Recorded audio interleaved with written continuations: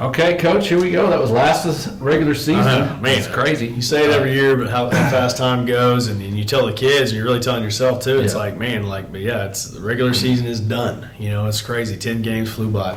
Right. Yep. But as by design, went 1-0 this last week. That's right. Right. Yeah, we needed to go 1-0 every week, and we're fortunate to do it last week. Right. So we traveled to Bartlesville.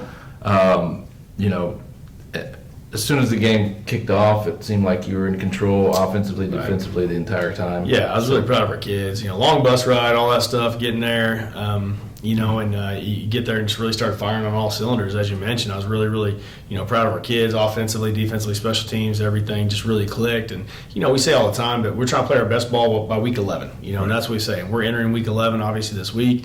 But by week 10, we want to be firing on all cylinders, playing our best football. And traditionally, we've been able to do that. And so I was really, really pleased with our kids.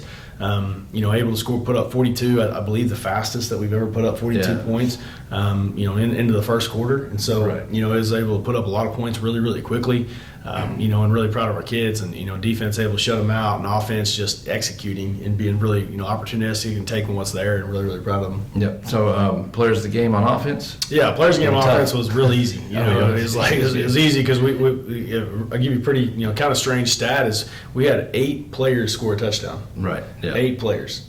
That's pretty impressive. But the common denominator through 7 of them was Still Wassel. Right. Yep. So it was an easy choice. Still Wassel, player of the game, threw for almost 400 yards. 7 just played the half. Right. 7 touchdowns. In the first half, and was so spot on. Made some just super impressive throws that are really, really tough. And even a couple of the officials commented on some of those throws, just talking about how impressive they were, and that was the best throw they've seen this year. And, it's kind of unusual. And so, but man, we were just really on, and receivers running good routes, blocking, O-line was doing a great job, and just everyone was just really finding zones and doing their job. We're able to execute. So offensive player of the week was really easy, was Still Wassel, and as we mentioned, had 8 different guys score a touchdown. Which is pretty cool. That's real cool to kind of spread the wealth like that.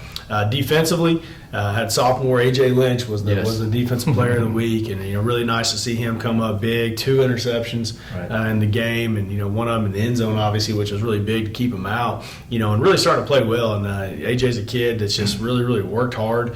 Go from his freshman year to his sophomore year has really improved, and I can tell he's improved dramatically since the beginning of his sophomore year. Now to the end of the sophomore year. Yep. And kind of a lot of the benefits of being able to be in the playoffs every year is if you can continue to go, you almost get a season and a half in, and so you take a sophomore, and by the end of the season, they're almost technically into their junior year because everyone else will stop playing after week 10, half the teams. And so, it helps a lot. And so all our kids continue to get better. And I think that's something that's lost on a lot of people is just how much kids can improve throughout the year, and then you take a kid that just continues to just have repetitive work each and every day and just get better and better. And, we have a lot of kids like that. And so I was really, really proud of AJ. Coming up huge, big game, not a better way to close out the regular season. Yep, and it was pretty chippy early on in that game, but one of the most probably the moment that kind of showed everybody sportsmanship was the senior night for Bartlesville. Right. I think it was number 77. Yep. Droz. JD Droz, and Coach Sport, Bartlesville head coach, contacted me on Sunday. And asking if we'd be, willing to do a senior touchdown like that at the end of the game, or in the fourth quarter. And, obviously the answer was absolutely. It was a lot of fun, and just really, really good for everyone involved.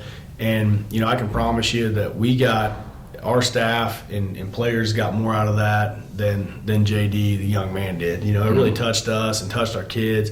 One of the coolest things about sports, about our players that we have on our team, and what I loved is how they all went out and celebrated. And I thought it was awesome. And they're like, "Coach, can we go celebrate?" And I'm sitting there with the official. And I said, "Are you gonna throw a flag on this?" And it's like, if you do, just throw it on me. And he's like, "Okay." So then they all went out and wanted to celebrate with him. I thought that was really cool. We fortunate to coach a bunch of really, really good kids at Choctaw that have big hearts. Really tough kids, but also big hearts, and I thought that showed, and that was a really cool moment for sportsmanship, and our kids did a great job, and Bartlesville did a great job, and so we were really, really pleased and felt fortunate to be a part of that. And so Right. we're very grateful to be a part Yeah, of so it. It was a when very, very special night. When you called that timeout, you knew he was coming in. Yeah, we knew he was coming in, and you know, and it was a really cool deal. And so Yeah. I'd never been a part of something like that, and we were honored to be able to have the opportunity to be a part of it. Yep.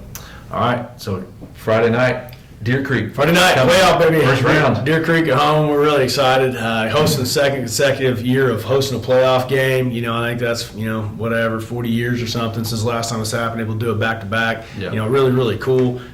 Finished regular season 8-2. You know, which is best record in ever however long, you know, all those kind of things, and we're ready to keep rolling, you know, so really, really proud of our kids. Bill Jensen's been rocking this year. I want to have that again. We've had a great student section, you know, great crowd, great fan base. You know, I want to have those guys rocking because it's going to be a great atmosphere. Deer Creek will be a great crowd. Right. Really well coached team. You know, and really, really good coming in at 8-2 as well. You know, so if you're sitting there as a fan, it's like, man, that's the best first round matchup.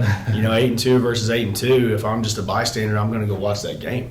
You know, and watch those two teams get after it. And so, really excited. You know, we love playing at home. Traditionally, very, very tough at home. You know, our kids have nicknamed, you know, Bill Jensen Stadium Death Valley. You know, we have a pretty significant home win record at home. You know, looking forward to continue to capitalize on that on Friday. Okay. Yep. Kickoff 7 p.m. 7 p.m., right? Yeah. Not 7:30. And so No, we've changed it officially to 7 p.m. So we like keeping it like it always is. So kickoff will be at 7 o'clock. Bill Jensen, you know, I'm excited. All right. So get out there early. I think it's going to get a little crowded. Yeah, be crowded, be there early, be loud. Yep, exactly. All right, we'll see Thank you. Sting 'em.